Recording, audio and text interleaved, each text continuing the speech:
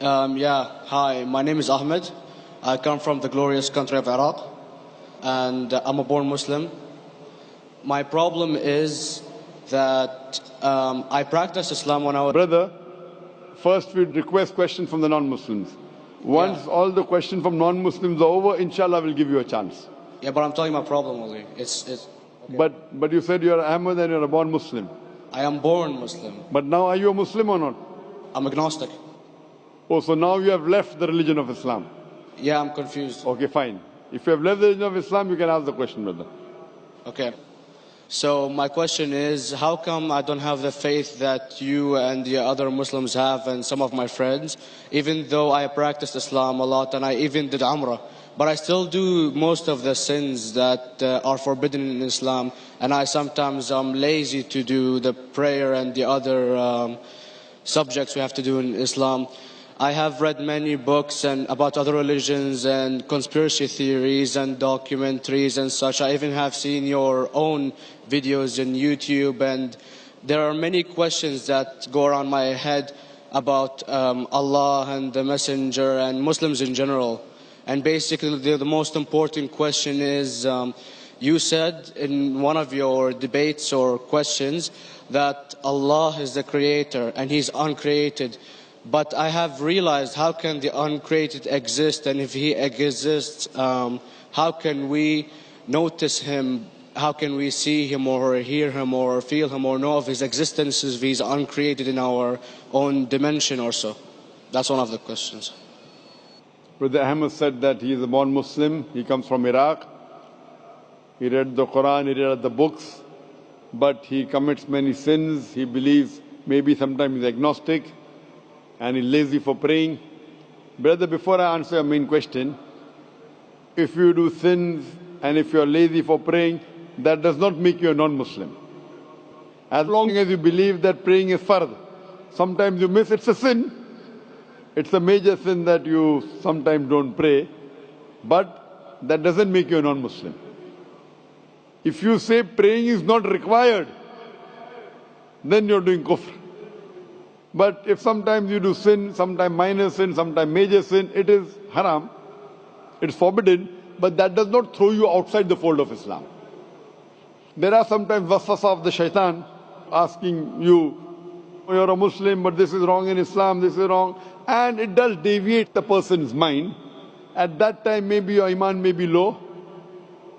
But these things should not make you consider that you're non-Muslim. Regarding a question that I mentioned in my speech, and you're right, that Almighty God is the creator, but He Himself is uncreated. You ask the question, how can the uncreated, how can we see the uncreated, and how it's possible? Allah subhanahu wa ta'ala is Khaliq, is the creator. And by definition, He's uncreated. Because normally people say that when they try and prove in logic that everything has a creator, who created this table, the carpenter, from where he got, from the tree, who created the tree, so it goes back to Allah. So when many of the people try to convince an atheist, they try and say that everything has a creator, and then they get trapped when the atheist asks him who created Allah. So if you hear my tapes, I never go that way. I ask the atheist that how did you come to know about the universe? How did you come to know about the functioning of the stars, of the sun? And he says, and goes back, that the creator. So it's the vice versa. So if you know how to deal with logic, you don't trip over this problem with the atheist trap, the Muslims or the believers, by saying who created Allah. By definition, Allah is uncreated. And if you ask the question, who created Allah? If you have heard my tapes, I give the reply. That suppose a person comes and says that my brother John. Yeah, I know, I saw that, I heard that's funny, but I mean, how does he exist if he's uncreated? Not that is Allah. Yeah. That's the difference between you and Allah. How does he exist? Means he was existing. He doesn't have a beginning. You and I have a beginning, that's human being. So that's the difference between us and Allah. You can't say that Allah has to be like us. If Allah is like you and me, why should we worship Him? I see, but have you heard of the phenomenon, the Big Brother?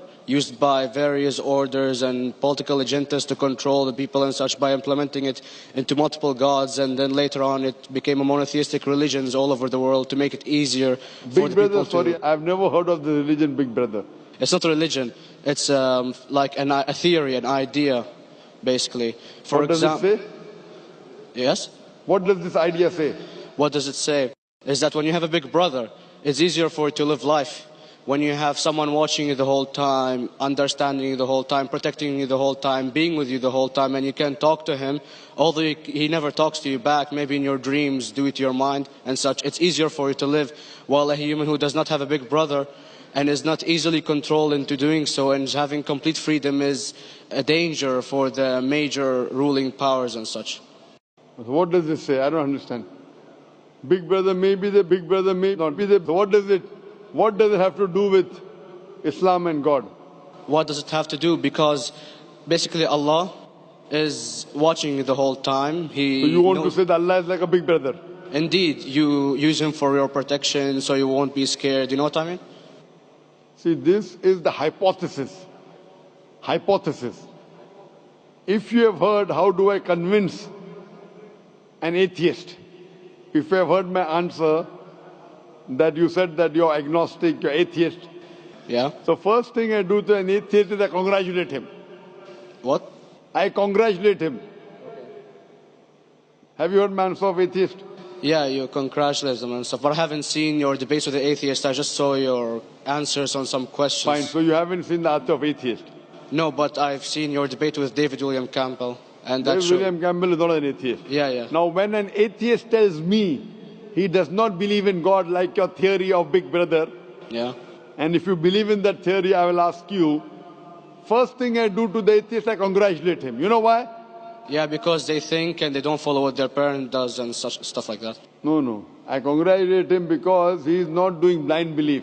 The other people are doing blind belief. He is a Christian because father is a Christian. He is a Hindu because father is a Hindu. Most of the Muslims are Muslim because father is a Muslim. He is thinking. He says there is no God. He has said the first part of the Islamic Shahada, La ilaha. The reason I congratulate him is because he has said the first part of the Islamic Shahada, Islamic Creed, La ilaha. The only thing I have to do is illallah, which I shall do inshallah. So if you have heard my answer, an atheist becomes an atheist because he believes in science, he believes in logic. Or I ask him that if an equipment is bought in front of him, which no one in the world has ever seen, and if the question is asked that who will be the first person who will be able to tell you the mechanism of this new equipment, what is the answer?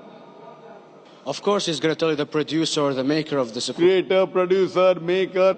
So when we ask him questions that how did this universe come into existence, he will talk about the Big Bang.